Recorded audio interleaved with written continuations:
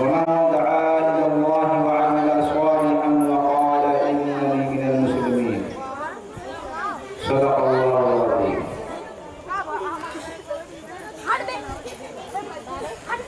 جو حضرات ادھر ادھر کھڑے ہیں،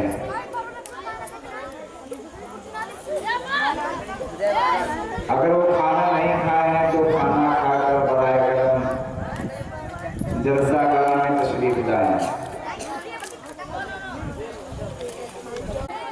جس کے مقابل میں جس کے برابر کوئی دین نہیں. جو دین ہمیں دنیا اور آخرت میں کامیابی کی ضمانت دیتا ہے اور ذلت و رسوائی اور تمام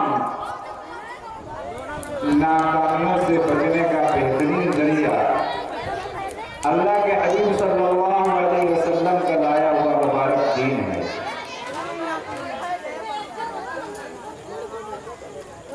اس دین کے تعلق سے جگہ جگہ جلسے ہوتے ہیں، مجلسیں منعقد کی جاتی ہیں تاکہ ہمارے اندر دینی بیداری پیدا ہو جائے، فکر آخرت پیدا ہو جائے، اللہ اور اس کے رسول صلی اللہ علیہ وسلم کی سچی محبت پیدا ہو جائے، اور ہم سب اپنی زندگی کو اس طریقے سے گزارنے والے ہو جائیں جیسے اللہ تبارک و تعالی نے گزارنے کے لیے بتلایا ہے. ایک مومن کی مومنانہ زندگی میں بہت ساری خصوصیات اور خوبیاں ہوتی ہیں. ایک مومن کی زندگی اللہ اور اس کے رسول صلی اللہ علیہ وسلم کے طریقے کے مطابق، اللہ کے حکم کے مطابق گزرتی ہے. لیکن افسوس کی بات یہ ہے کہ باطل کی کوششوں نے اور ہمارے غلط خیالات نے ہم کو دین سے اور اللہ سے اور اللہ کے رسول صلی اللہ علیہ وسلم سے بہت دور کر دیا ہے. ہم کو علماء کرام سے دور کر دیا. وہ اپنی کوشش میں لگے ہوئے ہیں، اپنی محنت میں لگے ہوئے ہیں، اور بہت حد تک وہ اپنی کوشش اور محنتوں میں کامیاب بھی ہیں. ایسی مجلسوں کے منعقد کرنے کا مقصد جو ہے کہ دینی بیداری ہمارے اندر اعمال کا جذبہ پیدا ہو جائے، ہمارے اندر فکر آخرت پیدا ہو جائے، ہمارا تعلق علماء کرام سے مضبوط ہو جائے، ہمارا تعلق اللہ سے مضبوط ہو جائے، ہمارا تعلق رسول اللہ صلی اللہ علیہ وسلم سے مضبوط ہو جائے، اور ہمیں ایک اچھے انسان اور ایک اچھے مسلمان کی زندگی گزار سکیں. اس لیے ایسی مجالس منعقد کی جاتی ہے. ایسی مجلسوں کے منعقد کرنے کا مقصد یہ نہیں ہے کہ ہم آئے اور تفریح کر کے چلے گئے. یہ تفریح گاہ نہیں ہے، یہ جلسہ گاہ ہے جہاں اللہ اور اس کے رسول صلی اللہ علیہ وسلم کی بات ہوگی. اور جہاں اللہ اور اس کے رسول صلی اللہ علیہ وسلم کی بات ہوتی ہے، اللہ کی رحمتیں نازل ہوتی ہیں، اللہ کی طرف سے نورانیت کا ظہور ہوتا ہے، اللہ کی طرف سے رحمتیں نازل ہوتی ہے، اور اللہ کی خصوصی رحمت متوجہ ہوتی ہے، فرشتے نازل ہوتے ہیں. اس لیے میں آپ لوگوں سے صرف ایک بات کہنا چاہتا ہوں کہ آپ حضرات اپنا قیمتی وقت لے کر آئے ہیں. اس دور کے اندر سب لوگ مشغول ہیں، سب مصروف ہیں، کسی کے پاس وقت نہیں.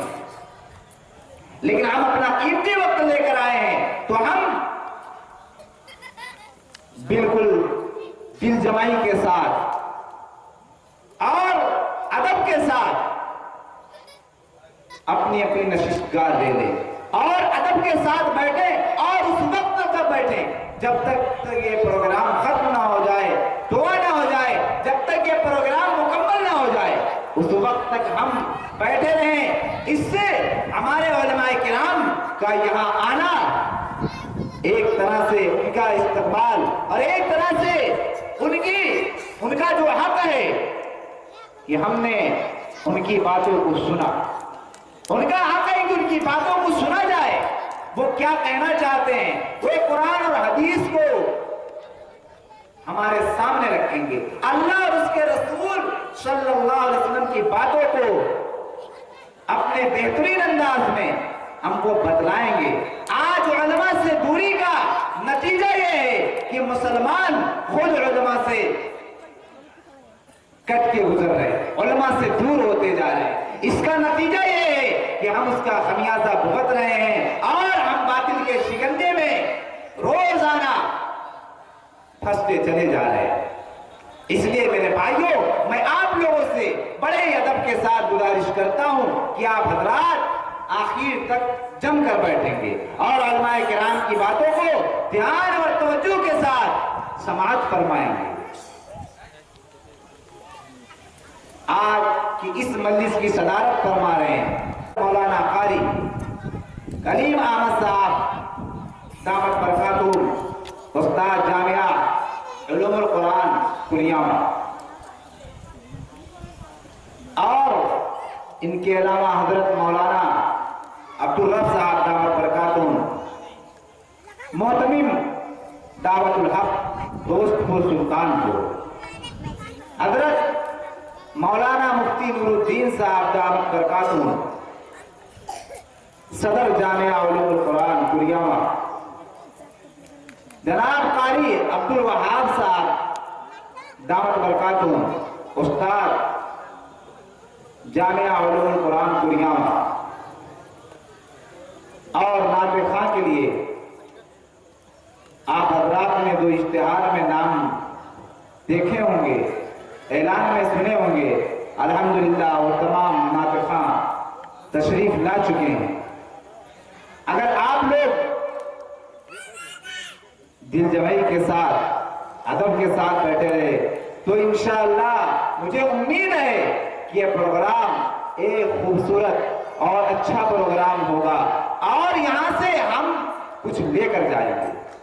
کیوں بھائی، وقت آدمی نکال کر آیا ہے، وقت کتنا قیمتی ہے، تو آیا ہے تو کچھ لے کر جائے، خالی ہاتھ نہ جائے۔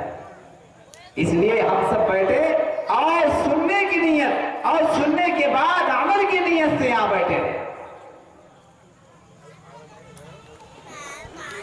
اس کو بالکل آسان کر دیا ہے۔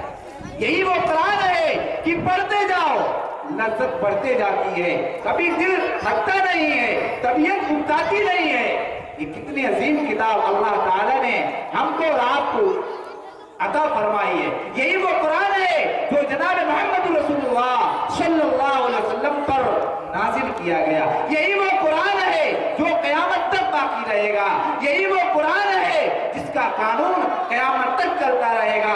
یہی وہ قرآن ہے جس کے ماننے والے دنیا میں سب سے زیادہ موجود ہیں۔ یہی وہ قرآن ہے جس کے یاد کرنے والے دنیا میں سب سے زیادہ ہیں۔ الحمدللہ ہم اس کتاب کے ماننے والے ہیں، ہمارا ایمان اس کتاب پر ہے۔ تو میں